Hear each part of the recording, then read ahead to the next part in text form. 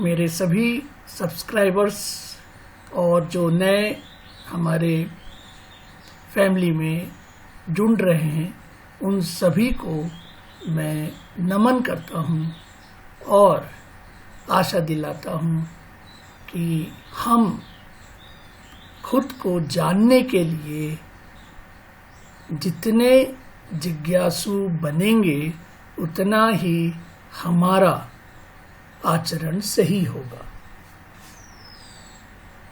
तो इस अध्याय में हम देखेंगे कि प्रथम भाव के स्वामी का दशम में प्रभाव क्या जातक की कुंडली में होता है। हम उसका जनरल प्रेडिक्शंस भी निकालने की थोड़ी कोशिश जरूर करेंगे। सो लेट स्टार्ट कुंडली का अध्ययन। तो इस अध्याय को हम 4 पार्ट में जानेंगे। सभी का उद्देश्य प्रथम भाव के स्वामी का दशम भाव में प्रभाव, यही हमारा इस अध्याय से जुड़ा हुआ है और इसे हम 4 पार्ट में समझने की कोशिश करें। तो पार्ट 1 में हम सबसे पहले कुंडली के भाव का अध्ययन करेंगे। पार्ट 2 में प्रथम भाव और दशम भाव का विशेष अध्ययन करेंगे। पार्ट 3 में हम सामान्य प्रेडिक्शन जब फर्स्ट लॉर्ड इन 10th हाउस का विश्लेषण करेंगे। ये बहुत ही सामान्य होगा, सभी पर लागू होगा। और पार्ट 4 जो बहुत ही हमारे लिए विशेष होने वाला है, हर राशि का फर्स्ट लॉर्ड इन 10th हाउस में विराजमान का विशेष अध्ययन करेंगे। तो आप अपनी जन्म पत्रिका में जरूर देखें, अगर आपका प्रथम भाव के स्वामी का दशम भाव में विराजमान है तो उसका आप पर क्या प्रभाव पड़ेगा, ये आज का उद्देश्य है। तो ध्यान से देखिए, सबसे प्रथम पार्ट में हमें बहुत ही जनरल चीज़ों को समझना रहता है, जिसे हम बोलते हैं कुंडली के भाव का अध्ययन। हालांकि बहुत फंडामेंटल चीज़ है, लेकिन इसे हम या तो जानते हैं तो रिवाइज कर लेते हैं, और अगर नहीं जानते हैं तो एक बार 5 मिनट के लिए समझने की कोशिश करते हैं। आपके सामने एक कुंडली बनी हुई है जिसको हम लग्न कुंडली बोल रहे हैं। इस लग्न कुंडली में हम 12 घर में इसे डिवाइड कर देते हैं, जिसे हाउस बोलते हैं। तो इसका जो काउंटिंग है वो 1st, 2nd, 3rd, 4th, 5th, 6th, 7th, 8, 9, 10 और 11, 12। तो यही रोटेशन में आप इन भावों को समझेंगे। तो जातक की कुंडली में 12 भाव होते हैं जो मैंने अभी बताया। इन भावों को हम घर भी बोलते हैं, स्थान भी बोलते हैं। कुंडली के प्रत्येक स्थान का अपना बहुत महत्व होता है। अगर ये स्थान का महत्व हम समझ जाएं तो हमारा कुंडली को समझने में बहुत इजी गोइंग हो सकता है। तो ध्यान से आप इस चीज को पकड़ने की कोशिश करिए। अब सबसे पहले आपको मैं 12 भावों का महत्व बताने की कोशिश कर रहा हूं। तो देखिए, प्रथम भाव जो ये भाव है, ये जातक का खुद का भाव है, और ये यहाँ से उसका बॉडी यानी फिजिकल चीज को हम समझते हैं, उसके स्वभाव को समझते हैं, यानी उसके पूरे स्ट्रक्चर और उसके पर्टिकुलर क्या एट्रीब्यूट्स उसके हैं, चाहे वो आंखें कैसी होंगी, बाल कैसे होंगे, किस तरीके का उसका बॉडी होगी, वो सारी चीजें यहाँ से आप निकाल सकते हैं। किसी भी जातक का आप अपना भी निकालिए। पहले द्वितीय भाव को हम बोलते हैं धन और परिवार का भाव। तो यहाँ से जातक का धन और परिवार जब जन्म लेते हैं, उसके बाद उसे परिवार की जरूरत होती है, उसे वाणी की जरूरत होती है। तो वाणी भी यहाँ से देखा जाता है, और धन परिवार का भी यहाँ से ही प्रिडिक्शन किया जाता है। तीसरा जो भाव है वो हमारे करेज का भाव कहलाता है, हमारी वीरता का भाव कहलाता है, हमारे छोटे भाई बहन का भाव कहलाता है। तो यहाँ से हम इनसे रिलेटेड चीजें समझ सकते हैं। चतुर्थ भाव माता का भाव, आनंद का भाव। तो ये भाव को हम बहुत ही सम्मान से देखते हैं, क्योंकि ये माता का भाव है, और हम ये बोल सकते हैं कि ये हमारा बहुत ही केंद्र का भाव में गिना जाता है। हालांकि दूसरे भी केंद्र के भाव होंगे, जैसे पहला है और चौथा है, सातवां है और 10वां, ये केंद्र के भाव कहलाते हैं। यहाँ पे सबसे अधिक आपको आपके ग्रह के अंक और उसकी जटिलता को समझ सकते हैं। अब हम नेक्स्ट 4 ग्रह को और समझते हैं। तो पंचम भाव, तो ये पंचम भाव संतान एवं ज्ञान का भाव, आपका इंटेलिजेंस, आपके चिल्ड्रन का भाव कहलाता है। ये आपके बहुत ही करीब का भाव है। क्यों? क्योंकि ये आपकी पूरी सूझबूझ जो होती है वो यहाँ से ही समझ में आती है। षष्ठम भाव शत्रु और रोग का भाव है। हमारे एनिमी यहाँ से देखे जाते हैं, हमारे रोग यहाँ से देखे जाते हैं। तो शत्रु और रोग को हम यहाँ के 6 यानी कि छठे हाउस से देखते हैं। तो ये हमारा बहुत ही डिफिकल्ट पहला हाउस में गिना जाता है। यहाँ से हमें बहुत सारी चीजें समझनी पड़ती है और उसकी रेमेडी भी बनानी पड़ती है। सप्तम भाव केंद्र का तीसरा भाव, विवाह के लिए, आपके पार्टनरशिप के लिए इसे समझा जाता है। तो याद रखें, ये बहुत ही महत्वपूर्ण है।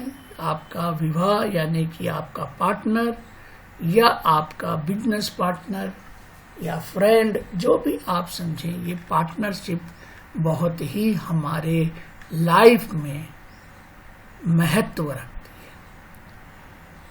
8वां भाव ये भी एक हमारे डिफिकल्ट हाउस में आता है, जिसको बहुत सारे वीडियो में खड्डे का हाउस भी कहते हैं। इसे हम आयु का भाव देखते हैं, हमें किस तरीके से कितनी पीड़ा मिलती है और कितना हम डीप लर्निंग या डीप जिज्ञासु बन सकते हैं। ये यहीं से पता चलेगा कि आप किसी चीज को बहुत गहराई से देख रहे हैं, यानी ये हाउस आपके साथ एक्टिव है। इसको आयु का भाव भी हम लोग कहते हैं, क्योंकि यहाँ से आपका मृत्यु का भी प्रिडिक्शंस हो सकते हैं। अब हम आखिरी 4 भाव को समझते हैं। तो नवम हाउस हमारा धर्म का हाउस कहलाएगा। हमारा लक यहाँ से ही निकलता है, हमारा भाग्य जो उसको हम लक बोलते हैं यहीं से निकलता है।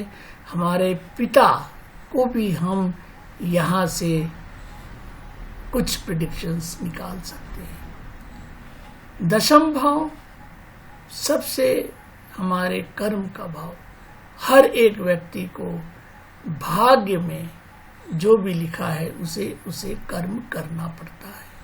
तो कर्म का हाउस यानी उसके कैरियर का हाउस, उसके प्रोफेशनल का हाउस, उसके बिजनेस का हाउस, उसे कौन सी कैरियर जॉब करनी है, कब करनी है, कहाँ करनी है, कौन सा व्यवसाय करना है, किस पर्टिकुलर वस्तु का व्यवसाय करना है। तो ऐसे बहुत सारे प्रश्न जो आपके मन में जो उठते होंगे, उसे अगर हम इसे समझें तो हमें बहुत सारे अपने प्रेडिक्शंस हो सकते हैं। अब आता है 11वां एकादश भाव। अब एकादश भाव कहलाता है प्रॉफिट का हाउस, लाभ का हाउस, आय का हाउस।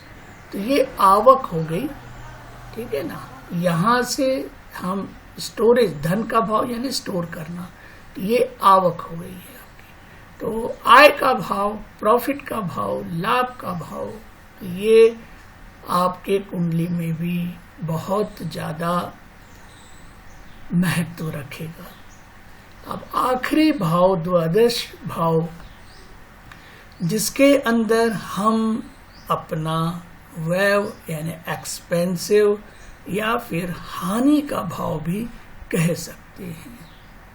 अगर सही ढंग से हमारे प्रॉफिट का यूज हुआ है तो वो फ्रूटफुल एक्सपेंसेस कहलाएंगे, और अगर नहीं हुआ है, हानि हो जाती है, तो उसे हानि का भाव भी कहते हैं। सो हमने पहला चरण कंप्लीट कर लिया है, जिसमें कि हमने अपने 12 भाव को समझने की पूरी कोशिश करी है।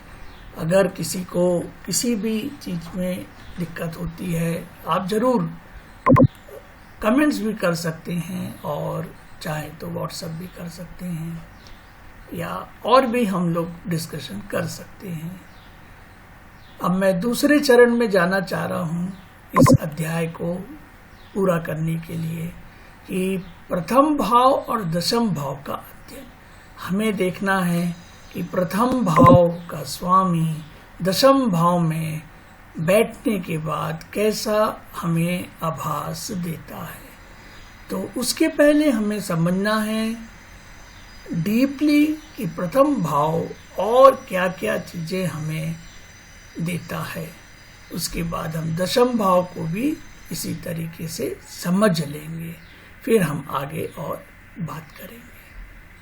तो दूसरे चरण में मैं आपको समझाने जा रहा हूं। हमें इस पूरे अध्याय का जो फोकस है वो यही है कि प्रथम भाव के स्वामी दशम भाव में प्रभाव, यानी प्रथम भाव का स्वामी ये दशम भाव में चला जाए तो जातक के लाइफ में किस तरीके का कैरेक्टरिस्टिक्स बनेगी। तो ये जो मैंने 1 house, 2nd house, 3rd, 4th, ये तो हाउस है। इन हाउस में जब ग्रह बैठते हैं या राशि बैठती है तो चीजें और भी इसमें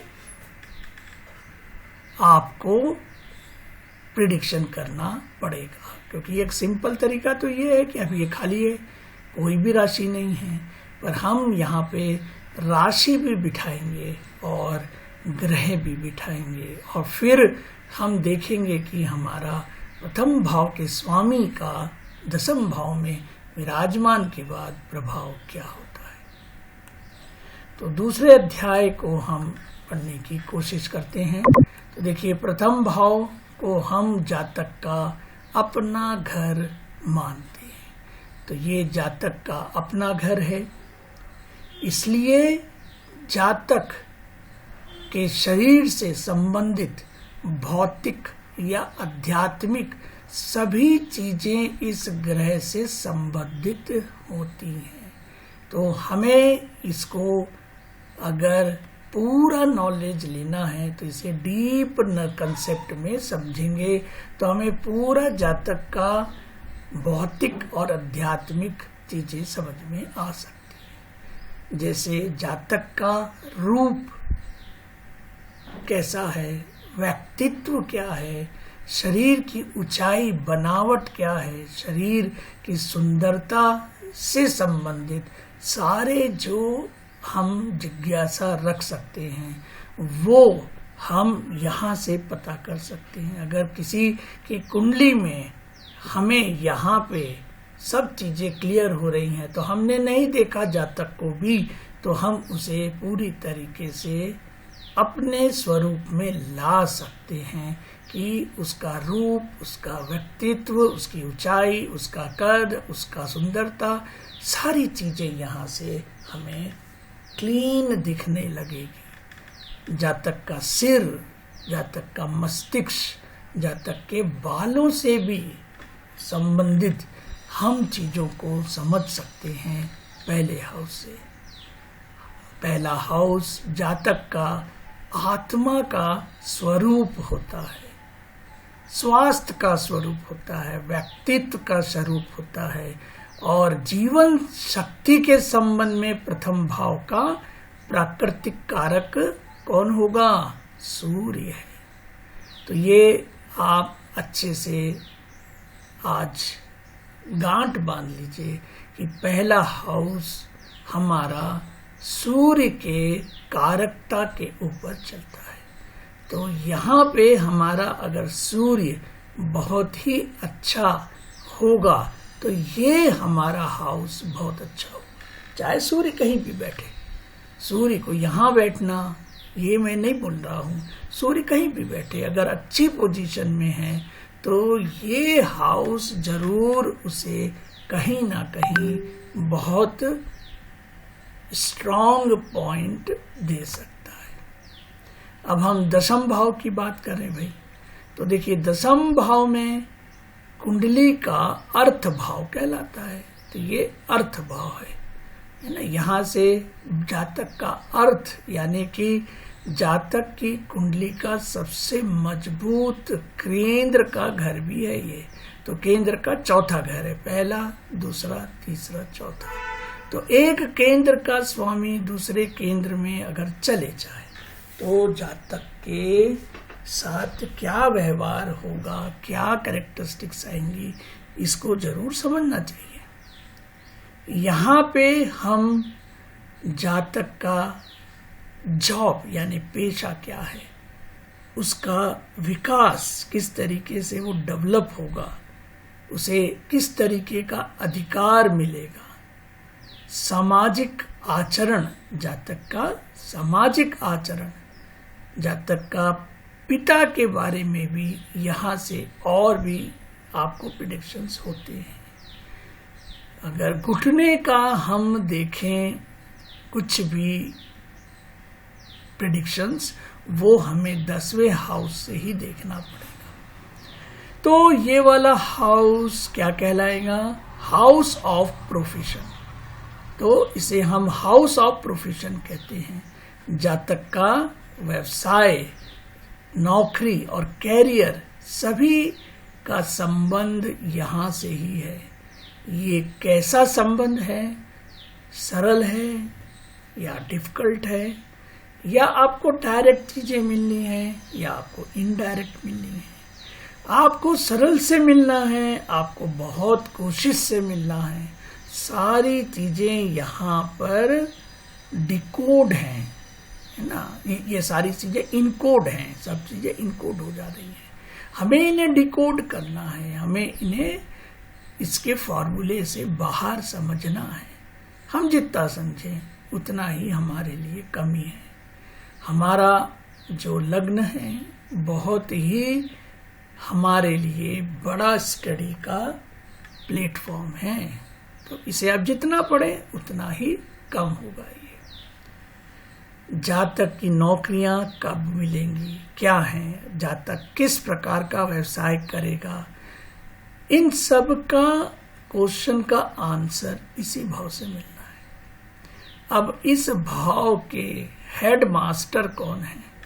तो इन भाव 10वें भाव का देखिए, पहले भाव का हेड मास्टर था सूर्य। अब इसका हेड मास्टर चार हेड मास्टर है। पहला है सूर्य, दूसरा है शनि, तीसरा है बुध, है ना, और चौथा है चंद्रमा।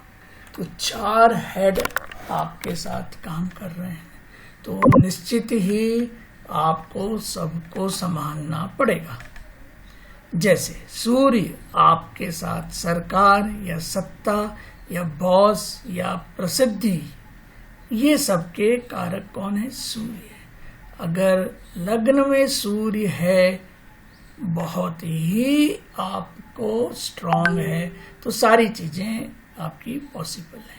पहला हाउस भी एक्टिव अच्छा हो गया, 10वां हाउस भी एक्टिव हो गया। अगर आपको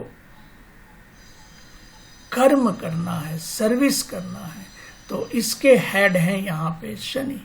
अब ये शनि आपको जो भी डायरेक्शन देंगे, उसी डायरेक्शन से आप सब काम करेंगे। अब वो डायरेक्ट देते हैं तो डायरेक्ट काम होगा, इनडायरेक्ट देंगे तो इनडायरेक्ट होगा।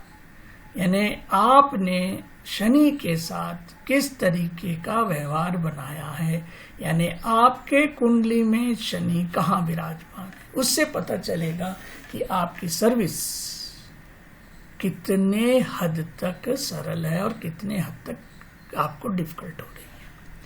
इसी तरीके से व्यापार को देखना है तो चंद्रमा को देखना है। तो चंद्रमा आपके कहीं भी बैठा हो, वो हेड तो यहाँ का भी है, तो उसे हमें यहाँ पर भी लाना पड़ेगा, क्योंकि उनका भी यहाँ पे बिजनेस में बहुत ही बड़ा रोल है। अब लास्ट है बुध, यानी आपको कोई भी लिपि या फिर व्यवसाय का भी जो हेड है वो बुद्धि है। तो इसे आपको अच्छे से समझना पड़ेगा कि बुध आपकी कुंडली में किस तरीके से विराजमान है। तो हमने आज और इस वीडियो में 2 चीजें समझ ली कि भाई हाउस और उसका महत्व, और पहले हाउस और 10वें हाउस का थोड़ा डीप महत्व समझ लिया है। आने वाले सेकंड वीडियो में आप इसी अध्याय के 2 और बात को समझेंगे। धन्यवाद।